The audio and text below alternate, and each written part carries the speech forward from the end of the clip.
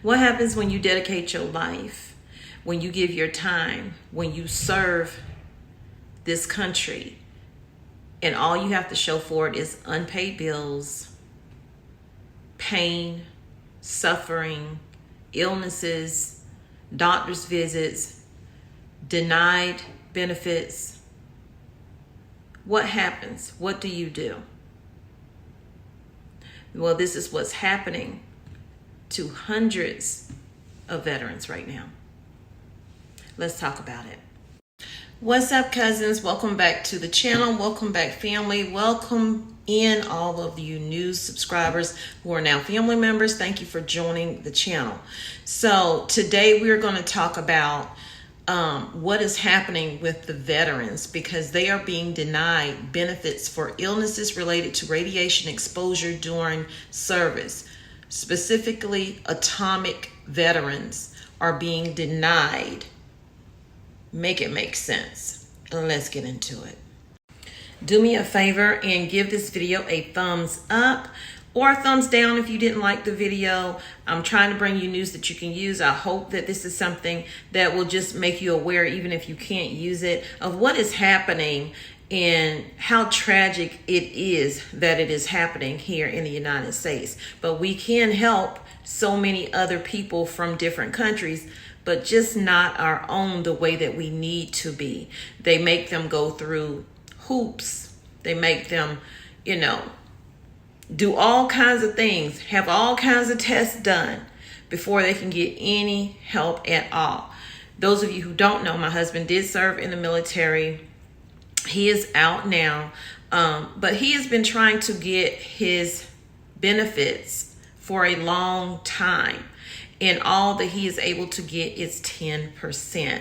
That makes no sense to me whatsoever. But he is now a truck driver, and the pain and things that he went through when he was in the military is affecting him now in his daily life.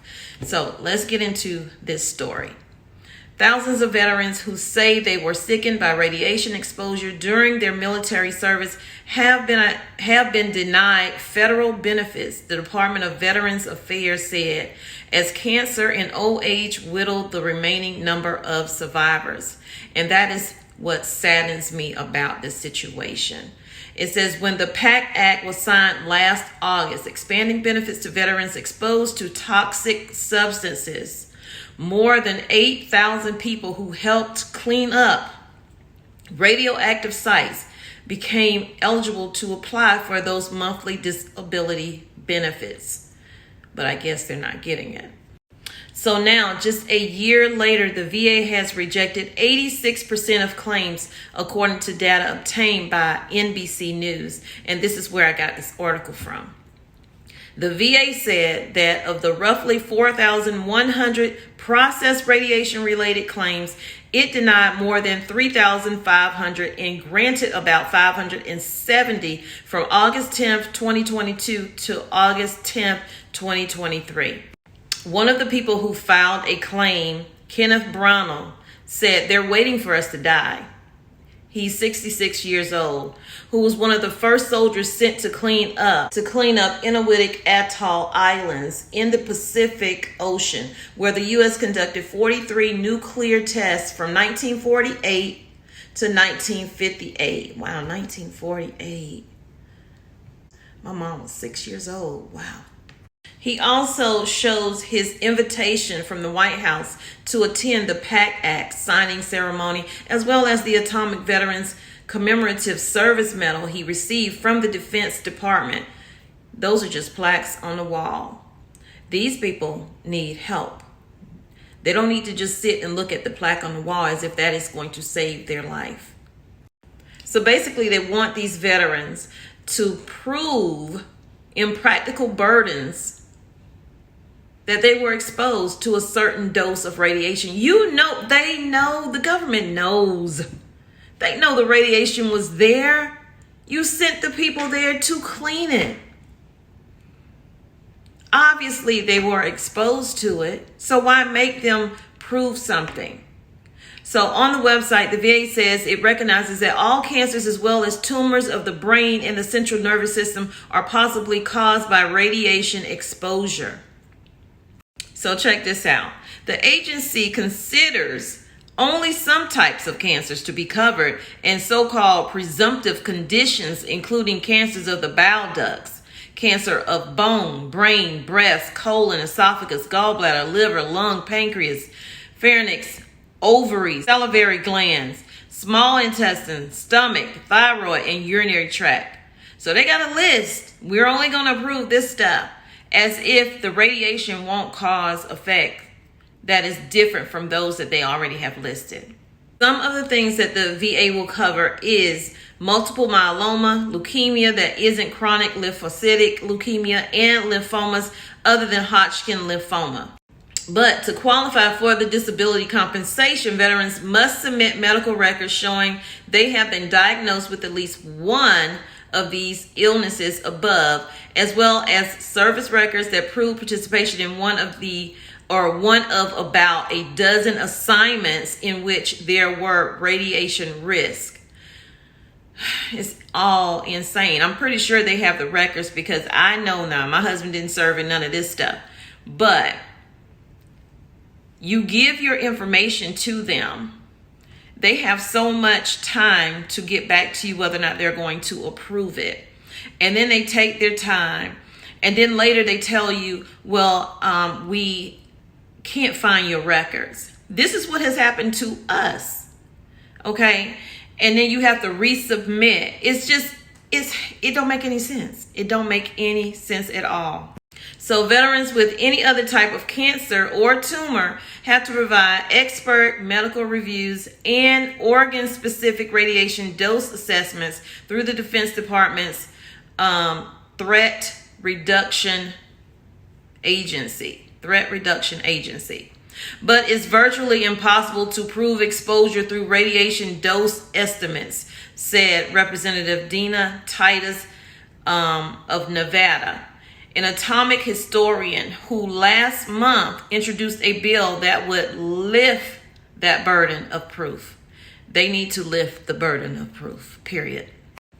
So the Representative Titus said that the recordings weren't accurate. So I want to know, I just want to know, if the recordings weren't accurate at the start of them actually doing the cleanup, how are the veterans like Brownell supposed to get accurate dosage that they were exposed to? How are they supposed to get that? And Brownell also said that the equipment used to measure the radiation was unreliable. Brownell was diagnosed in 2001 with non-Hodgkin lymphoma. So that was in the list, wasn't it, that I just said? But anyway, system. It is considered a presumptive disease, meaning Brownell doesn't have to submit a radiation dose estimate. But Brownell said he hasn't yet received a response from the VA to a claim he filed in January. So he has one of the cancers that are approved by the VA and still has not received a response. And that is what I was saying about my husband's situation. You can turn in all the information that you have, and then you're going to sit and you're going to wait. And if a certain amount of time goes by, guess what you got to do? Resubmit. Make it make sense. When Brownell went to Inuiatok in 1977, the equipment used to conduct radiation checks wasn't initially available. And by the time it arrived, he said most of it was faulty. We can't prove that we were exposed in any way, he said, because the equipment did not get there in time. And when it did, it was not working properly. So in a statement, the VA said that for cases in which veterans believe faulty or unreliable equipment was used to measure radiation doses, it considers additional facts, including personal testimonies. Now, it is unclear whether the total number of VA-approved claims included any of those cases. The VA also said that the denials in the first year of the PAC Act mostly came when the agency couldn't establish that the claimed conditions were clinically diagnosed, that they were the result of veteran services, or that they met the criteria for the approval. So while they are studying these conditions and they are actively working on all of these things for these veterans, the veterans are getting older and older, with the youngest atomic veteran now being 60 years old. That's the youngest. So basically, when that guy said, when the veteran said, they're waiting for us to die, that's what it seems like to me. Y'all let me know in the comments what it seems like to you. Oh, and with the youngest veteran being around 60 years old, guess how old the oldest veteran is? 101. Nearly 101 years old. Still waiting for help. When they were right there, stepping up to the plate, giving help, going into an area they knew was toxic, but they did it anyway. They deserve better. We should be giving them better than they are getting. The same way we give Ukraine and other countries better so that they can have better life. Why can't the end of their lives be better? Why do they have to be frustrated and not receive the help that they need? So before we get out of here, let me give you a little bit of numbers, because this is crazy. There are more than 552,000 radiation exposed veterans in the Defense Threat Reduction Agency database. About 46,000 of them have died. I wonder how many did not receive the help they need before they died.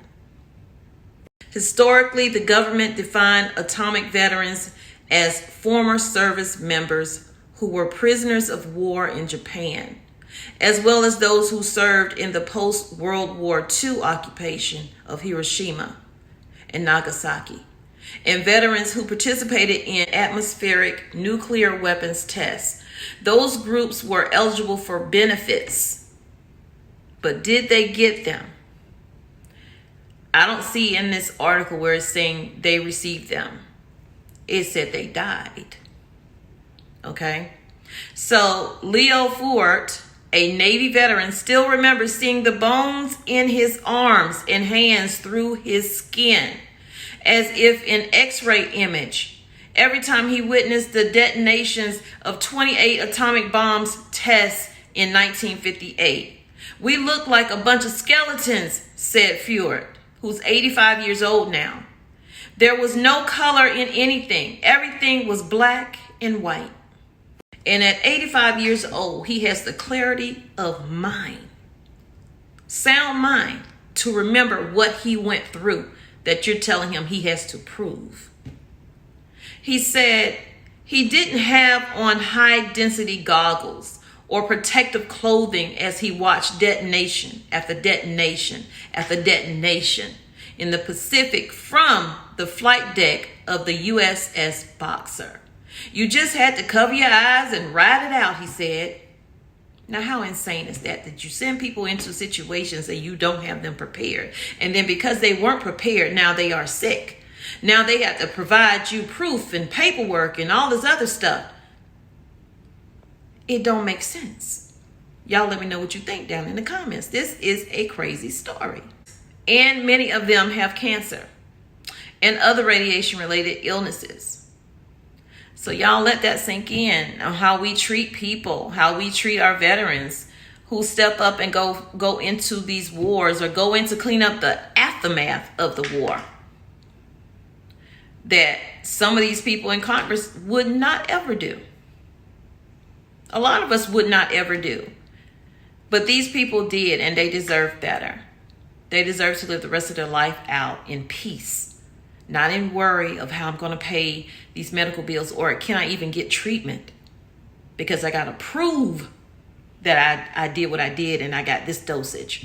Y'all, let me know what you think in the comments, and give this video a thumbs up. It deserves over 1,000 thumbs up, over 1,000 shares. But I'll take what I can get. I love you, but God loves you more. He created only one you. Be the best you that you can be. Be the best you that you can be. And when you are, you can go out and spread God's love, because God is love, and that's what he would want us to spread. That's what he would want us to share. I'll see you in the next video. Smooches.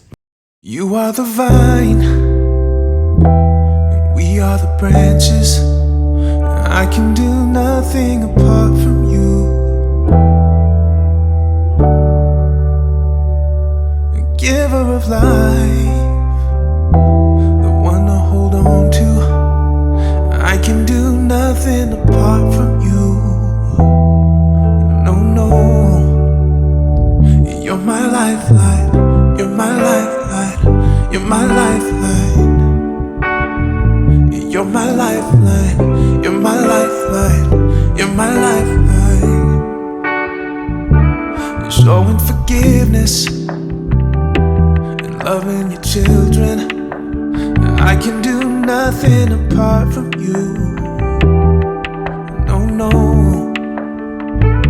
Speaking your word and being able to listen. I can do nothing apart from you. No. You're my lifeline. You're my lifeline. You're my lifeline.